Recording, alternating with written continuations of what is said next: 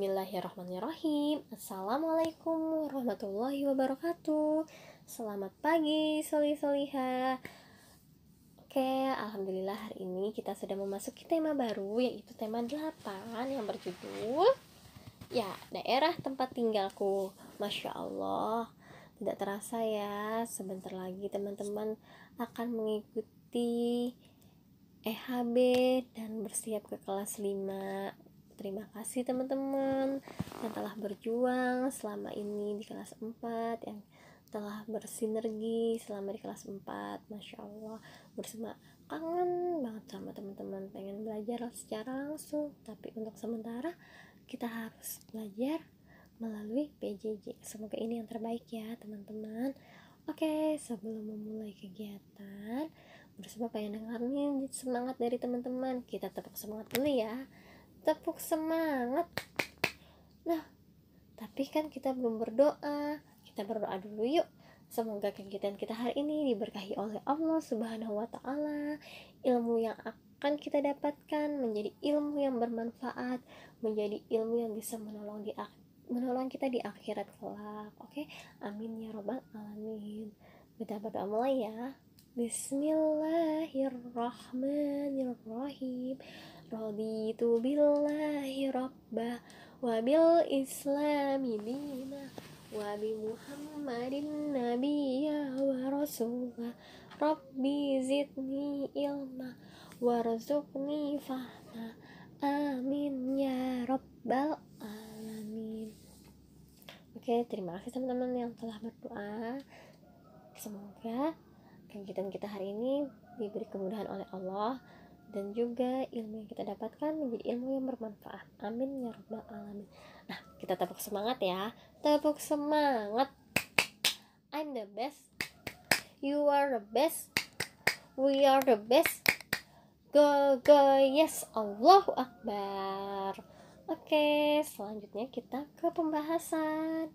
Nah, pembahasannya itu mengenai menjelaskan unsur-unsur dan jenis-jenis teks fiksi. Oke, disimak dengan baik ya teman-teman tersayang.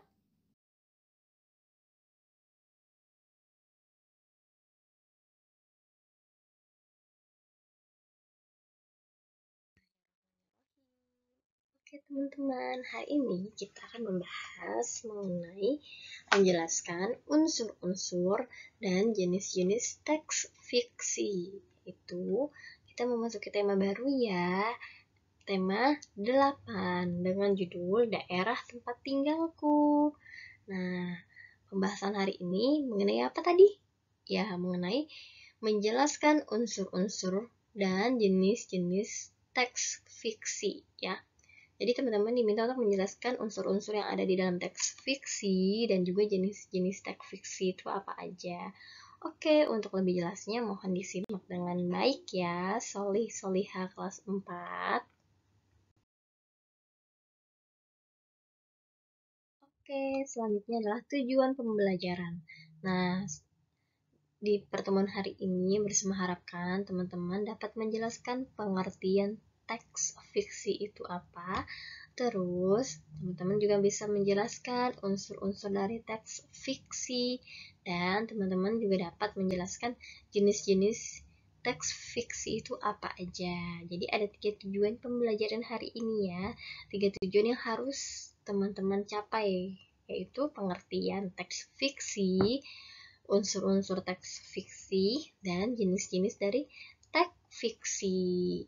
Oke, teman-teman.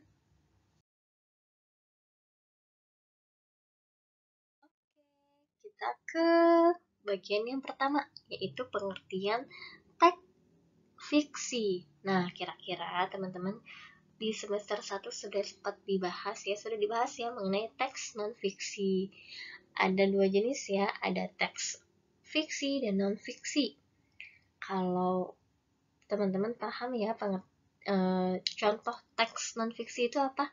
Ya, contoh teks non-fiksi yaitu mengenai cerita Nabi Muhammad, sirah sahabat, sahabiah, ya, atau yang lainnya yang memang terjadi Atau contohnya misalnya kayak peristiwa kemerdekaan Republik Indonesia, kisah nabi-nabi terdahulu. Nah, itu merupakan cerita non-fiksi ya, cerita yang nyata, atau bisa juga berupa informasi dalam teks non-fiksi yang pekan kemarin baru saja dibahas ya.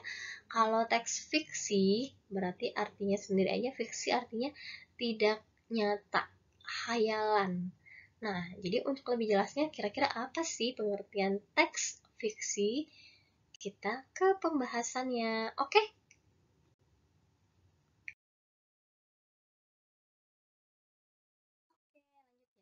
Berarti kita ke pengertiannya. Kalau tadi kan sudah ada gambaran sedikit yang mengenai perbedaan teks non-fiksi dan fiksi, sekarang kita ke pengertian teks fiksi.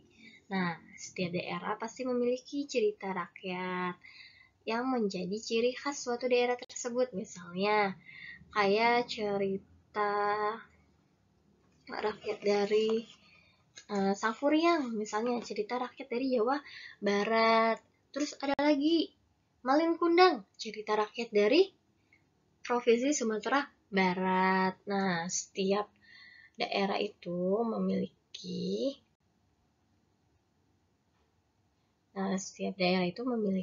cerita rakyat tersendiri ya, yang menjadikan ciri khas daerah tersebut. Nah, kalau menurut teman-teman, cerita rakyat itu termasuk teks fiksi atau non-fiksi? Ya, cerita rakyat termasuk dalam jenis teks fiksi.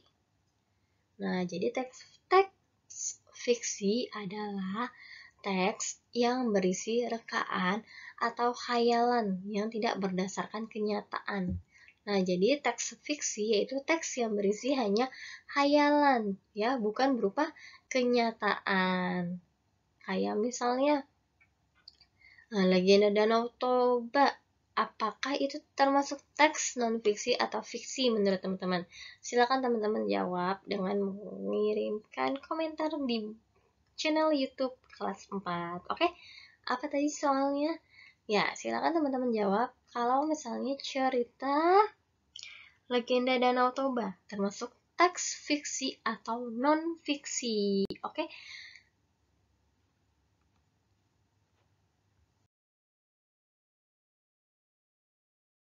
Oke, selanjutnya kita ke tujuan pembelajaran yang kedua, yaitu unsur-unsur teks fiksi.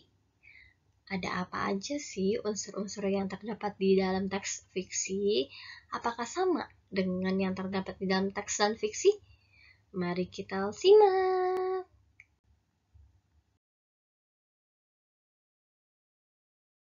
Oke, unsur-unsurnya ada 5 ya, hampir sama. Bukan hampir sama, memang sama dengan unsur-unsur yang terdapat dalam teks non-fiksi. Yang pertama itu ada tokoh. Apa sih tokoh itu? Tokoh itu tempat membeli sembako atau beras? Bukan ya. Tokoh. Nah, tokoh itu adalah pelaku cerita atau sesuatu yang mengalami peristiwa di dalam suatu cerita. Intinya sih tokoh itu pemain. Kalau di drama, kalau di teks non-fiksi, kalau di teks fiksi maupun non-fiksi berarti dinamakan pelaku cerita ya. Selanjutnya yang kedua itu ada alur. Alur itu apa? Alur adalah rangkaian peristiwa atau kejadian yang terdapat dalam cerita. Nah, Risma mau review sedikit nih. Ini kan sudah sempat dibahas ya di pertemuan yang lalu. Maksudnya sudah sempat dibahas ya mengenai yang teks non-fiksi. Dan juga pernah dibahas pada semester 1. Jadi, alur itu merupakan peristiwa atau kejadian yang terdapat di dalam cerita. Dan alur ini terdiri dari awal cerita dan akhir cerita ya. Jadi di dalam alur ini menjelaskan tuh mengenai susunan dari rangkaian peristiwa yang terjadi di dalamnya, mulai dari awal cerita, permasalahan yang terjadi hingga akhir cerita. Oke, selanjutnya yang kedua itu ada tema. Tema itu apa? Tema merupakan dasar cerita atau sesuatu yang menjadi pokok terbentuknya suatu cerita. Tema itu bisa berupa ide pokok ya. Jadi tema ini sama dengan ide pokok. Dan yang ketiga ada latar. Maaf, bukan yang ketiga, yang keempat. Yang keempat ada latar. Latar yaitu keterangan yang menjelaskan keadaan dalam suatu cerita. Nah, latar ini terdiri dari dua, yaitu bisa latar tempat atau latar waktu. And the last one, yang terakhir ada amanat. Apa sih amanat itu? Amanat yaitu pesan yang terkandung dalam sebuah cerita atau nilai moral yang terkandung dalam cerita tersebut. Nah, jadi, untuk teman-teman dapat mengetahui apakah tokoh, yang mana alur, tema, latar, hingga amanat, diharapkan teman-teman dapat mengetahuinya dengan cara membaca cerita tersebut dengan teliti, dengan saksama. Oke, jadi ada 5 unsur-unsur yang terdapat dalam cerita fiksi. Dalam teks fiksi. Yang pertama tadi ada tokoh, ada alur, ada tema, ada latar, ada amanat. Dan nah, tokoh ini bisa jadi ada tokoh maksudnya apakah tokohnya ini memiliki wataknya seperti apa, itu juga termasuk dalam cerita, dalam unsur-unsur dalam teks fiksi. Oke, paham ya teman-teman? Jadi ada berapa? Ada 5 yang harus teman-teman hafalkan dan pahami. Selanjutnya, kita ke tujuan pembelajaran yang ketiga, yaitu adalah jenis-jenis teks fiksi. Apa aja ya jenisnya kira-kira? Yuk, teman-teman simak ya dengan baik.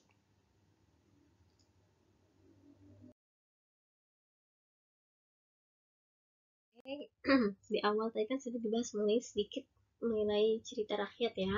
Nah, jadi selain cerita rakyat, ternyata cerpen dan novel itu juga termasuk dalam jenis teks fiksi. Nah, cerpen itu apa? Cerpen merupakan kependekan dari cerita pendek. Bedanya apa ya cerpen sama novel dan cerita rakyat? Nah, kalau cerpen ini berisi cerita yang memfokuskan pada satu tokoh. Nah, jadi kalau cerpen ini ceritanya itu hanya fokus ke satu tokoh, satu aja. Terus yang kedua ada novel. Novel itu adalah karangan atau cerita rekaan yang berisi rangkaian peristiwa kehidupan seseorang beserta orang-orang yang berada di sekelilingnya. Oke, jadi kalau novel ini dia itu nggak hanya fokus ke satu tokoh, tapi juga ke peristiwa yang ada di sekelilingnya, bahkan sampai orang-orang yang ada di sekelilingnya. Misalnya, contohnya kayak cerita misalnya anak gembala. Nah, jadi tuh diceritain juga tuh gimana sih sekelilingnya, lingkungan anak gembala itu, terus bagaimana keluarganya. Misalnya itu berarti ceritanya termasuk ke dalam novel ya. Jadi teman-teman bisa ya membedakan yang mana yang termasuk cerpen, yang mana yang termasuk ke dalam novel. Jadi kalau teman-teman membaca buku nih, misalnya bukunya itu hanya berfokus pada satu karakter, satu tokoh aja, berarti itu dinamakan dengan cerpen. Tapi kalau buku tersebut fokus juga ke keluarganya atau orang-orang yang ada di sekitarnya, lingkungannya, peristiwa atau kejadiannya, berarti itu dinamakan dengan novel. Paham ya teman-teman?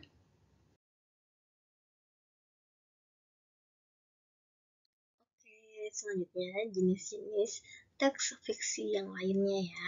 Yang pertama itu ada legenda. Nah, legenda berupa cerita rakyat pada zaman dahulu yang ada hubungannya dengan peristiwa sejarah. Terus ada juga cerita jenaka, cerita penghibur yang membangkitkan tawa, jenaka, bahkan sindiran. Ada juga saga atau cerita Panji. Nah, cerita rakyat yang bersifat legendaris tentang kepahlawanan. Kayak kayak misalnya Samson, Betawi, kayak gitu ya. Itu maksudnya kan cerita Panji. Terus ada fabel. Fabel ini termasuk cerita yang menggambarkan watak atau budi manusia yang diperankan oleh hewan. Misalnya cerita tentang kancil yang cerdik, kayak gitu ya.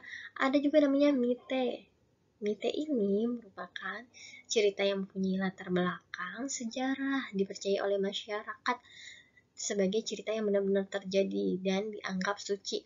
Nah, kalau mite ini kayak cerita tuh yang sejarah, cuman kayak cerita itu tuh seolah-olah benar-benar terjadi dan dianggap suci. Misalnya mungkin ya, kayak teman-teman pernah dengar tidak kalau ada yang bilang kalau ke pantai selatan itu tidak diperkenankan memakai baju hijau karena bisa dibawa oleh Nyi Loro Kidul.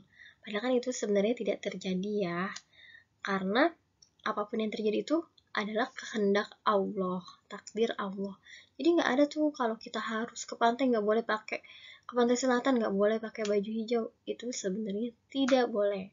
Maksud kita tidak boleh percaya tuh karena apapun yang terjadi itu merupakan kehendak Allah. Nah, kalau kita mempercayainya berarti itu sama aja dengan ada kemusyrikan ya, karena kita mempercayai yang selain Allah, kita percaya kepada selain Allah. Nah, jadi cerita Nyi Roro Kidul itu misalnya kalau kita ke pantai nggak boleh pakai baju hijau. Nah, itulah yang dinamakan dengan mite, yaitu cerita yang mempunyai latar belakang sejarah. Terus masyarakat tuh pada mempercayainya dan dianggap benar-benar terjadi, dianggap suci. Atau mungkin misalnya kayak ada cerita tentang tempatnya tuh, tempat yang dikeramatkan, tempat dianggap suci. Nah, cerita mite inilah yang bisa menjadi salah satu penyebab syirik ya, maaf bukan musyrik tapi syirik, penyebab menyekutukan Allah. Jadi sebagai umat Islam, sebagai solih-solihah, generasi yang solihah, kita harus percaya kepada Allah ya. Jadi kayak misalnya aku takut Bu kalau ke pantai nanti pakai baju hijau. Nah, hilangkanlah rasa takut itu karena apapun yang terjadi itu adalah kehendak Allah. Berarti kalau kita takut sama aja kayak kita mempercayai cerita mite itu, padahal itu belum tentu benar. Namanya aja apa tadi? Cerita fiksi. Berarti cerita yang berasal dari khayalan. Oke, teman-teman. Untuk cerita mite ini, Risma harapkan teman-teman tidak usah terlalu mempercayainya ya, karena ini kan cerita fiksi. Baiknya, ambil baiknya, buang yang buruknya.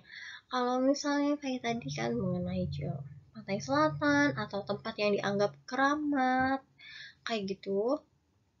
Nah, kita punya Allah, berarti kita harus percaya sama Allah ya.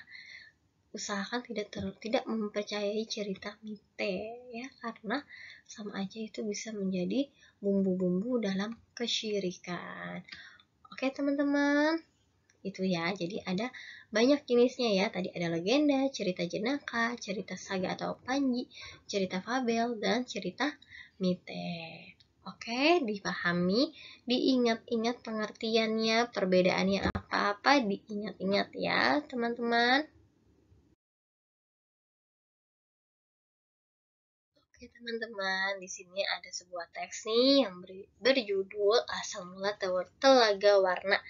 Nah, teman-teman bisa di-pause sampai akhir ya, sampai teks terakhir. Silakan di-pause, kemudian teman-teman baca dan kalau bisa teman-teman pahami ya teman-teman teksnya. Oke, silakan teman-teman pause terlebih dahulu videonya, kemudian teman-teman bacakan teksnya.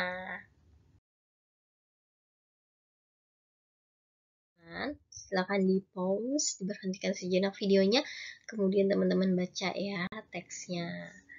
Oke, solih-solihah, dibaca dan dipahami teksnya, isi dari teks tersebut. Oke teman-teman?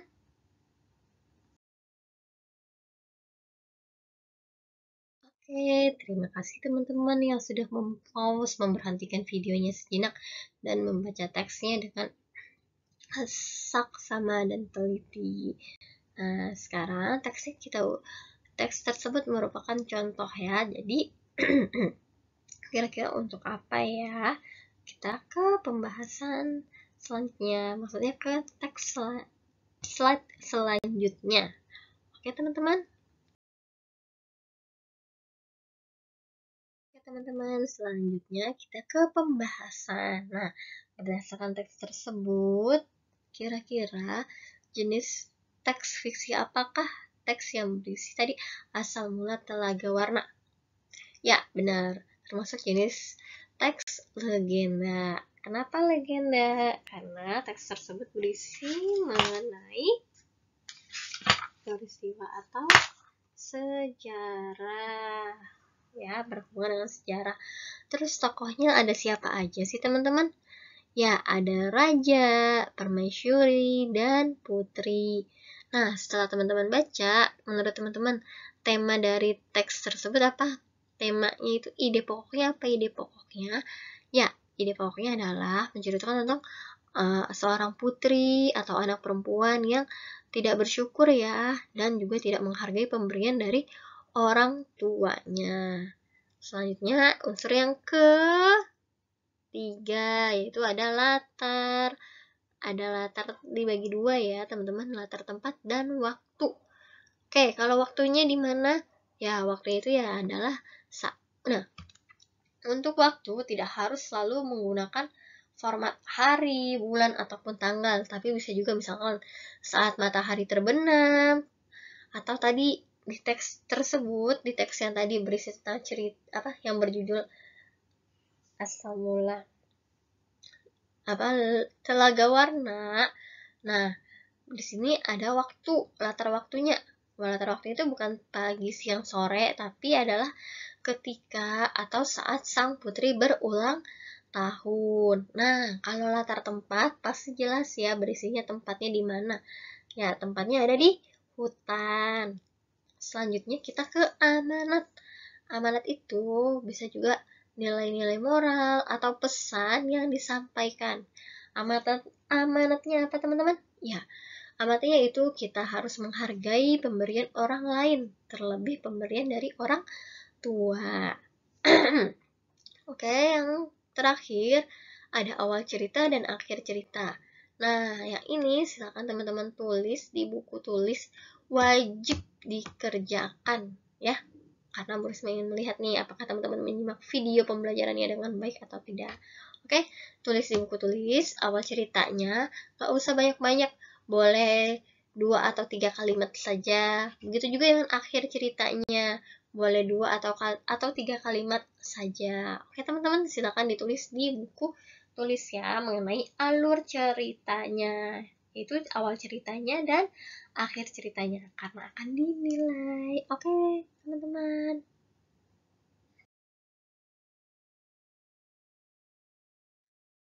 Oke, kita sudah sampai di akhir pembahasan ya, yaitu kesimpulannya ya. Kesimpulannya itu mengenai teks fiksi. Ya, teks fiksi adalah teks yang berupa khayalan atau imajinasi pengarang, berarti yang tidak terjadi. Terus ada juga tuh unsur-unsurnya, ada apa aja tadi? Ada tokoh, tema, alur, terus apa lagi? Latar, dan amanat. Nah, selanjutnya ada banyak ya tadi jenis-jenis teks fiksi, salah satunya ada legenda, cerita jenaka, mite, apalagi teman-teman? Ya, fabel. Ada lagi apa ya? Ya, cerita mengenai Panji ya. Terus apalagi? Ada juga cerita rakyat. Oke, teman-teman. Ada novel dan cerpen. Seperti itu ya. Itu contoh teks fiksi. Nah, selanjutnya, Bu Risma mohon maaf jika mungkin penjelasannya masih kurang, teman-teman belum dapat dipahami. Silakan teman-teman WA ke Bu Risma ya. Terus, tugasnya hari ini nanti akan diberikan di grup PJJ. Silakan teman-teman pantau grupnya dan dikerjakan. Oke, Soliha. Kurang lebihnya mohon maaf. Wassalamualaikum warahmatullahi wabarakatuh. Oh iya, lupa Bu Risma, kita belum tutup pembelajaran. Mari kita tutup pembelajaran dengan membaca hamdalah, alhamdulillahirabbil alamin, dan doa kafaratul majelis. Subhanakallahumma wa bihamdika asyhadu an la ilaha illa anta astaghfiruka wa atubu ilaik. Semoga ilmu yang kita dapatkan hari ini menjadi ilmu yang bermanfaat, menambah keimanan kita, menambah semangat kita untuk menjadi lebih baik lagi. Kurang lebihnya mohon maaf. Wassalamualaikum warahmatullahi wabarakatuh. Terima kasih solih-solihah yang sudah semangat dan berjuang bersama. Semoga kita bisa berjumpa, bisa mengikuti kegiatan pembelajaran dengan tatap muka. Amin ya robbal alamin. Tetap sehat, jaga kesehatan, jangan lupa terus bersyukur, dan bahagia selalu teman-teman. See you.